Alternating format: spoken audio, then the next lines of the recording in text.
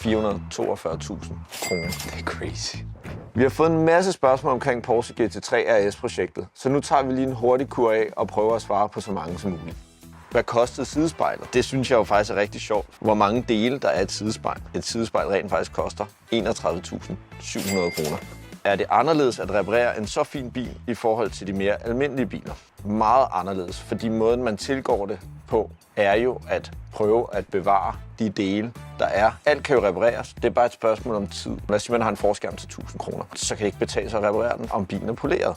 Det er den, og der er brugt rigtig mange timer på at polere den, fordi at den skulle stå helt fejlfri. Så Magnus, det har du gjort helt fantastisk. Hvor slemt var bilen egentlig skadet? Det er jo kun den udvendige skal af bilen, der har været skadet. Selve rammen har ikke haft nogen skader, og det er jo det, der har gjort denne her bil relativt let at reparere. Ved I mere om, hvordan den var blevet skadet? Vi har talt med tidligere ejere af bilen. Det, vi blev oplyst, det er, at det er på spagbanen, at den er kørt galt, og det er i det sving, der hedder Eau-Rouge. Bruger I altid originale Porsche-dele? Ja, vi har kun lavet den her med originale dele, men det gør vi jo også med alle andre biler, vi reparerer. Det sker, at vi bliver pålagt af et forsikringsselskab at bruge uoriginale dele, men det er ikke med vores gode vilje. Hvordan tjekker man, om bilen har strukturel skade, altså om chassiset er bøjet? Jamen, der har vi jo udstyr til at måle bilens chassis. Hvorfor skal bilen testes på Nürburgring og ikke Spa?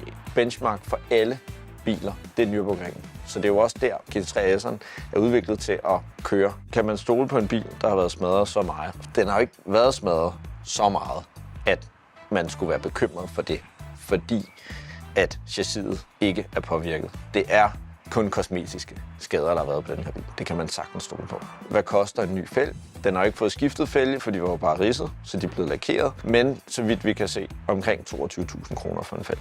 Hvad ville det koste, hvis Porsche skulle lave bilen? Det kommer jo også lidt an på, hvordan de vil tilgå reparationen, om de vil reparere eller udskifte. Men vi er orienteret om, at hvis det havde været med udskiftning, så ligger estimatet på omkring 1,8 millioner kroner for en reparation af den her bil. Har der været problemer med at få dele, ligesom man ser hos Matt Armstrong?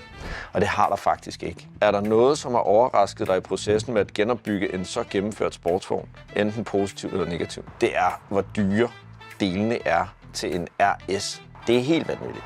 Forklappen for eksempel 442.000 kroner. Så det er fuldstændig sindssygt. Det er crazy.